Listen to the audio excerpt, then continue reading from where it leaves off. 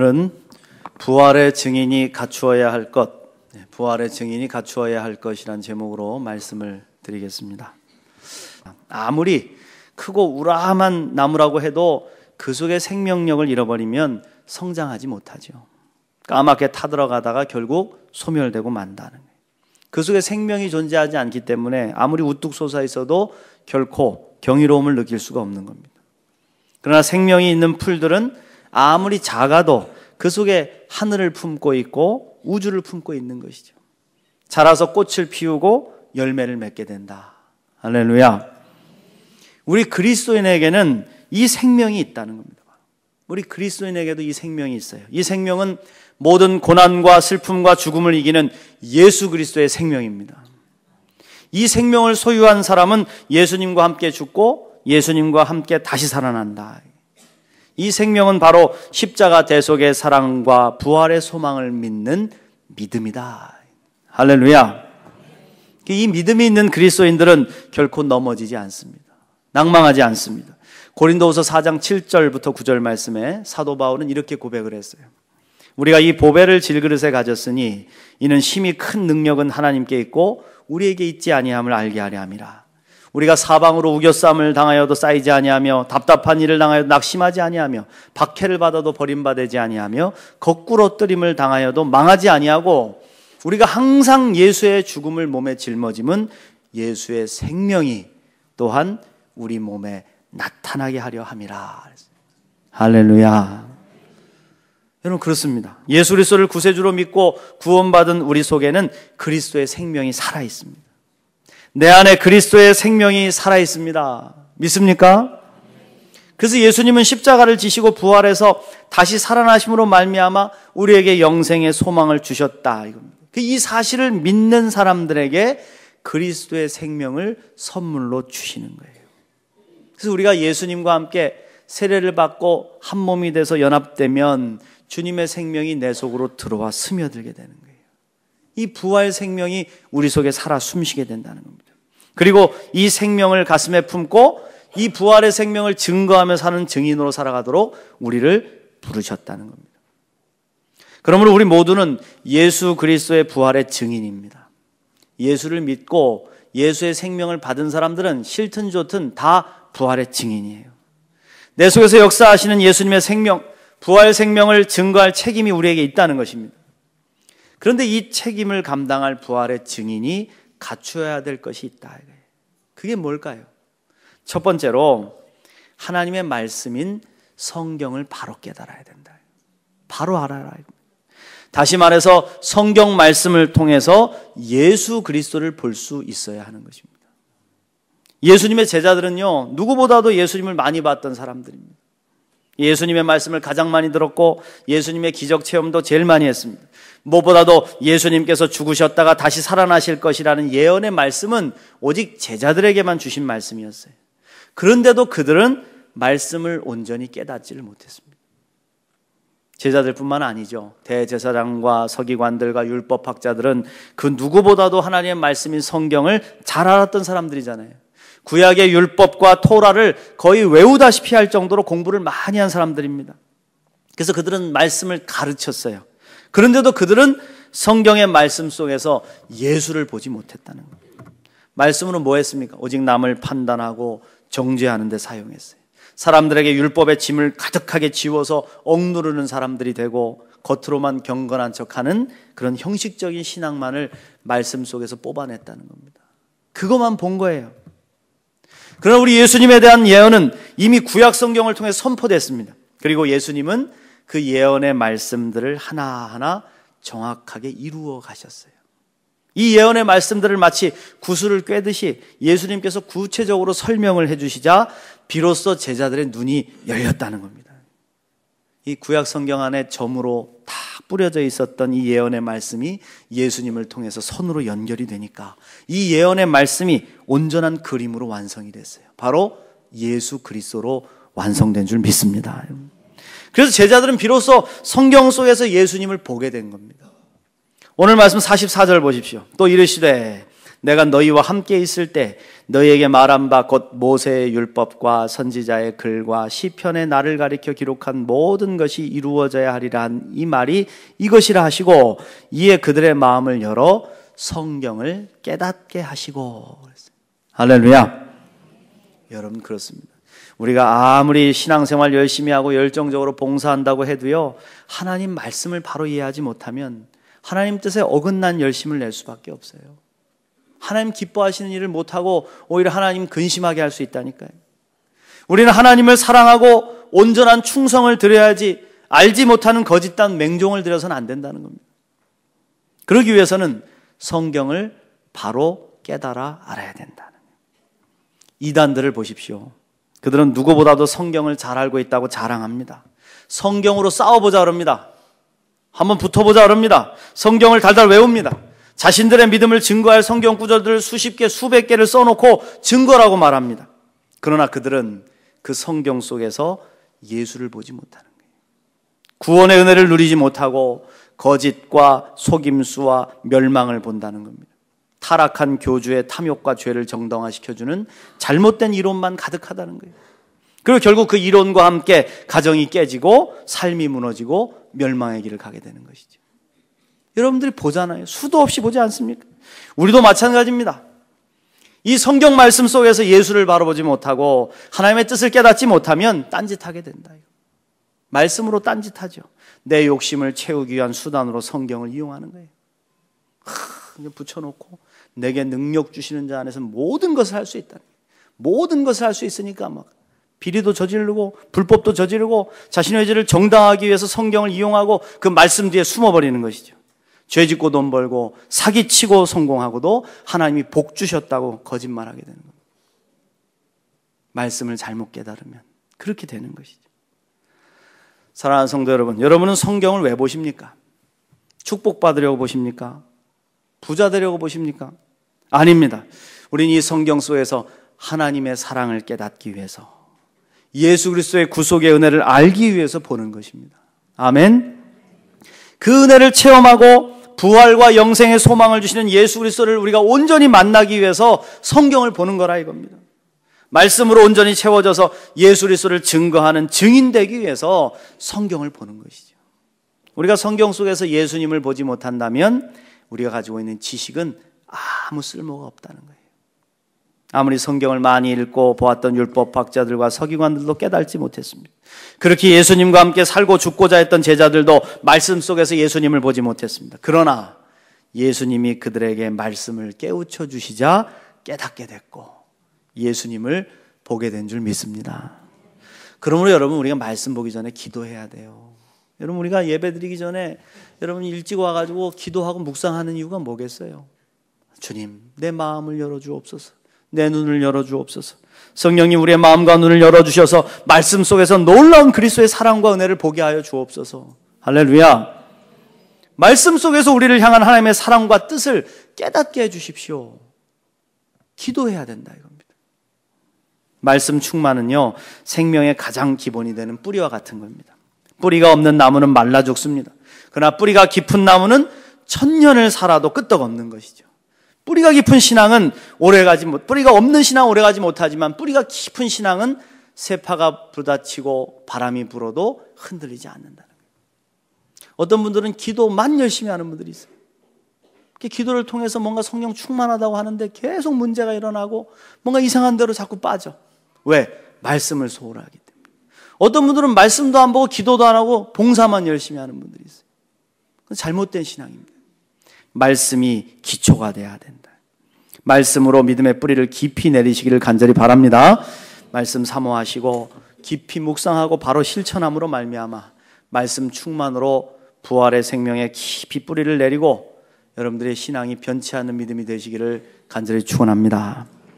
두 번째로 부활의 증인은 예수 그리스도의 부활에 대한 확신이 있어야 됩니다. 증인에 있어서 가장 중요한 조건은 실질적으로 본 것을 거짓 없이 증거하는 것입니다. 다시 말해서 확신이죠. 증인 확신하십니까? 그러면 난 확신합니다 그래야 되는데 글쎄요, 내가 본 것 같기도 하고 안 본 것 같기도 하고 기억이 흐릿해가지고 잘 기억이 나지 않습니다. 모르겠습니다. 뭐 그렇게도 할 수 있고, 아니고는 자기가 살을 붙여서 거짓을 만들어가지고 위증을 하는 거죠. 이거는 여러분 범죄입니다. 증인은 자기가 확실히 본 것을 목숨을 걸고라도 증거할 수 있을 정도의 확신이 있어야죠. 확신합니까? 네, 내 목숨을 걸 수 있습니다. 나 자신 있습니다. 사랑하는 성도 여러분, 여러분은 우리 예수님께서 우리를 위해 대속의 십자가를 지시고 죽으셨다가 3일 만에 다시 살아나셨음을 믿으십니까? 확실히 믿으십니까? 그 부활을 믿는 우리들도 주님과 함께 부활할 것을 믿습니까? 목숨 걸고 믿을 수 있습니까? 예, 감사합니다. 이 믿음의 확신.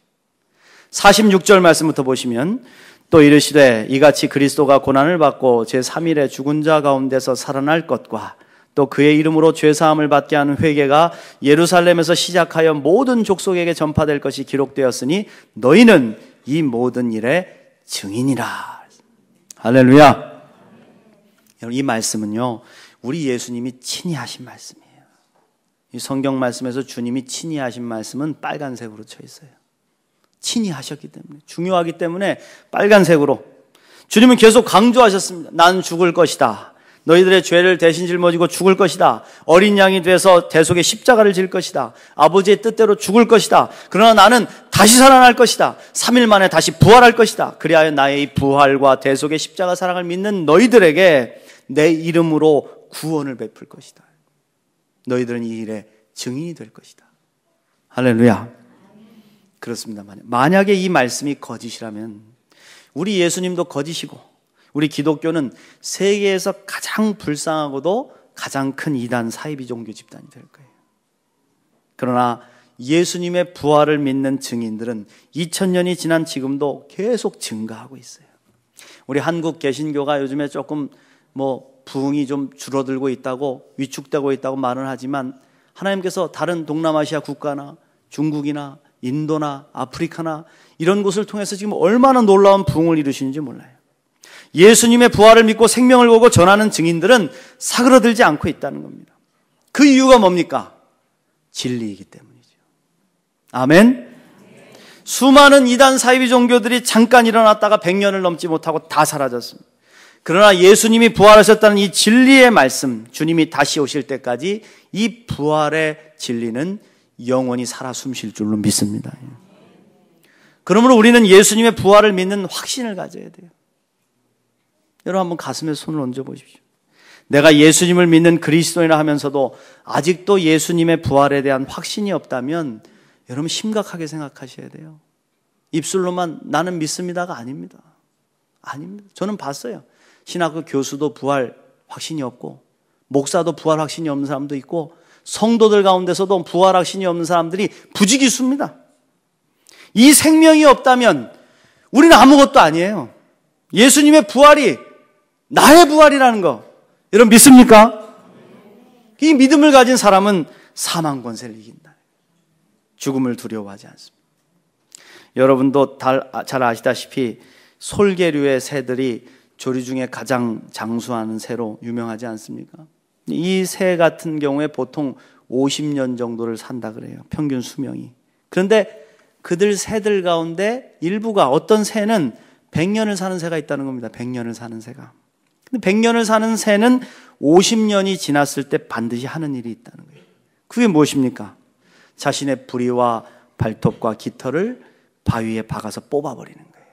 저 높은 바위산 꼭대기로 올라가서 고독하게 그 바위에다 부리를 찍고 발톱을 뽑고 깃털을 뽑아내는 죽기도 어려운 그런 고통을 감내하는 것이죠. 그렇게 하고 나면 새로운 부리와 발톱 그리고 깃털이 돋아나는데 그 새로운 몸을 가지고 50년을 더 살아간다는 거예요. 솔개들이 어떻게 이런 일을 할 수 있을까요? 그것은 그 속에 확신이 있기 때문입니다. 이 고통을 극복하고 자신을 쳐서 옛 모습을 죽일 때 새로운 생명이 솟아날 수 있다는 확신이 있기 때문이죠. 죽어가는 몸이지만 그 속에 새로운 생명이 살아 숨쉬고 있다는 확신이 있기 때문에 이 확신을 가진 새들은 자신의 부리와 발톱을 뽑아내고 고통을 견뎌내는 거예요. 그리고 새로운 생명으로 가는 겁니다. 다 그렇게 되는 게 아니에요. 일부 새가 그렇게 되는 겁니다. 그 안에 확신이 없는 새들은 그저 죽음 안으로 갇혀 생을 마감하고 마는 거예요. 우리 그리스도인도 마찬가지입니다. 그리스도인이라고 다 그리스도인이 아니라는 거죠. 주님의 부활 생명을 확신하지 못하는 그리스도인은 사망에 머물러 있을 뿐입니다. 그러나 예수님의 부활 생명이 내 속에 계셔서 주님의 부활이 나의 부활임을 믿는 그리스도인은 영생을 얻은 그리스도인들이다. 우리 속에 그리스도의 부활 생명이 있기 때문이죠.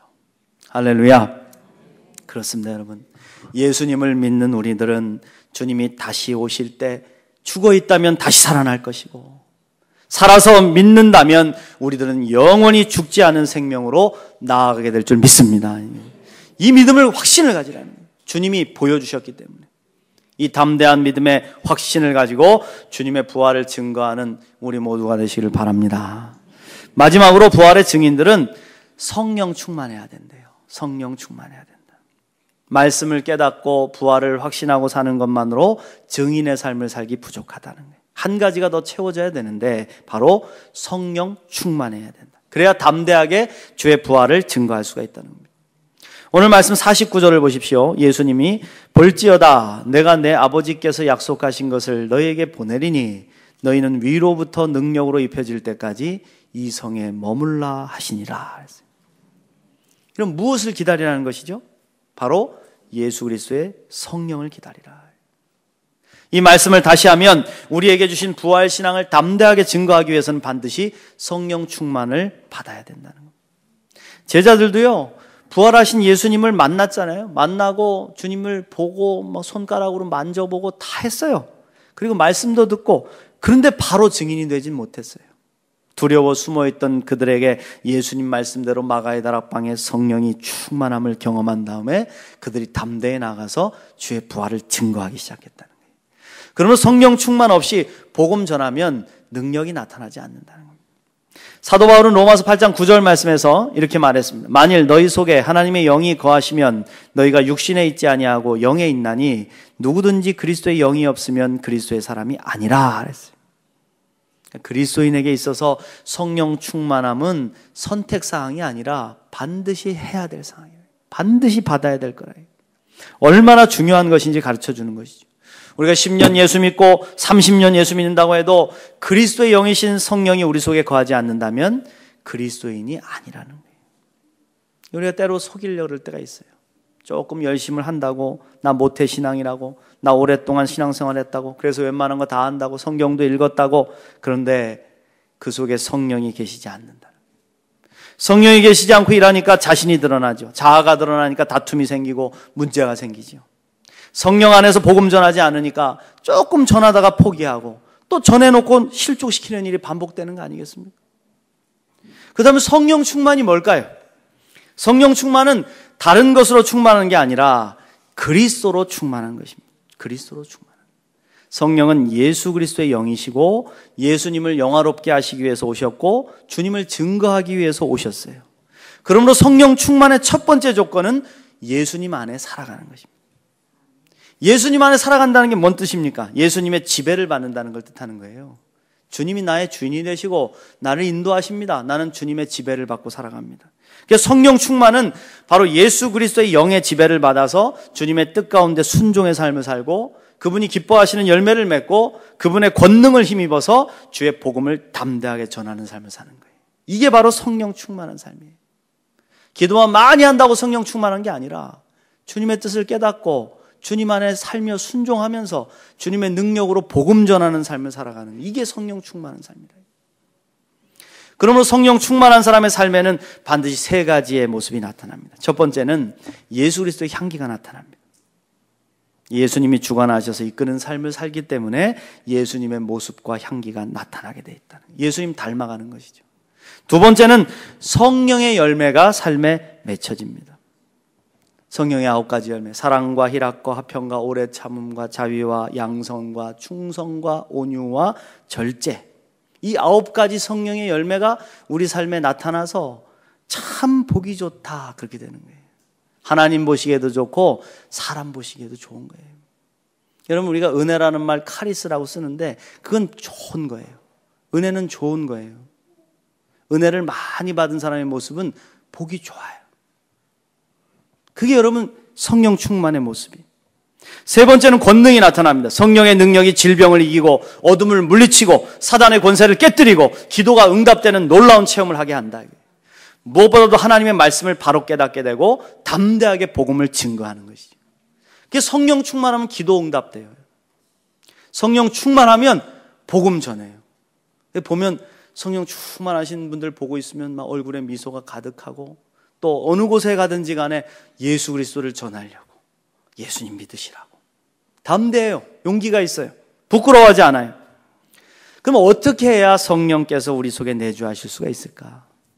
여러분, 성령은 예수 그리스도의 영이라고 말씀드렸잖아요. 예수님의 영은 세상 어느 곳에도 존재하고 충만합니다. 주님의 영이 안 계신 곳이 없어요. 다 존재해요.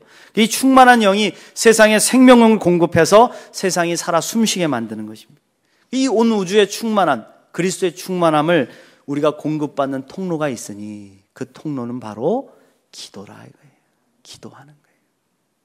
기도 어떻게 합니까? 우리가 눈을 감고 하기도 하고 때로는 주님 앞에 엎드리기도 하고 기도는 우리의 마음의 주파수를 주님의 주파수와 일치시키는 역할을 하는 겁니다. 세상으로 향해 있던 분주하고 막 복잡한 마음의 주파수들을 한 곳으로 모아서 주의 십자가 앞으로 집중시키고 주님을 바라보면서 딱 기도를 시작할 때 우리가 하나님께 연결되는 거예요. 할렐루야. 그럼 그 속에서 주님께서 부어주시는 성령의 역사를 받아들이게 된다는 거예요. 기도할 때 주님과 연결돼요. 예수님 누가복음 11장 9절 말씀에서 내가 또 너에게 이르노니 구하라 그러면 너에게 주실 것이요 찾으라 그러면 찾을 것이요 문을 두드리라 그러면 너에게 열릴 것이니 구하는 이마다 받을 것이요 찾는 이가 찾을 것이요 두드리는 이에게 열릴 것이니라. 너희 중에 아비된 자 누가 아들이 생선을 달라 하면 생선 대신에 뱀을 주며 알을 달라 하면 전갈을 주겠느냐. 너희가 악할지라도 좋은 것을 자식에게 줄 줄 알거든. 하물며 너희 천부께서 구하는 자에게 성령을 주시지 않겠느냐. 할렐루야. 다시 말하면 기도하면 성령 주신다는 거예요. 주님 이거 이루어주세요, 저거 이루어주세요, 이거 주세요 하고 우리가 구하는 바는 다 다르지만 주님은 그것을 이루게 하시는 성령을 부어주신다는 거예요. 할렐루야. 그렇습니다. 여러분, 구하고 찾고 두드리는 게 기도입니다. 기도하는 자에게 하나님께서 성령을 주신다. 그 기도 없이 성령 충만 없습니다. 성령 충만 없이 기도 응답 없습니다. 그러므로 성령으로 충만해질 때까지 우리는 기도해야 된다. 성령 충만으로 부활의 증인이 되는 우리 모두가 되시길 바랍니다. 사랑하는 성도 여러분, 우리는 예수 그리스도의 부활 생명을 받은 부활의 증인들입니다. 믿습니까? 이제 말씀 충만으로 예수 그리스도의 부활의 믿음에 더 깊이 뿌리를 내리시고 예수 그리스도를 믿는 믿음의 확신 위에 서십시오. 그래서 그 부활의 생명을 가지고 모든 고난을 이기고 새로운 생명으로 일어서기를 바랍니다. 무엇보다도 기도함으로 성령 충만함을 경험해서 주님의 부활을 능력 있게 증거하는 참된 그리스도인들이 되시기를 간절히 축원합니다.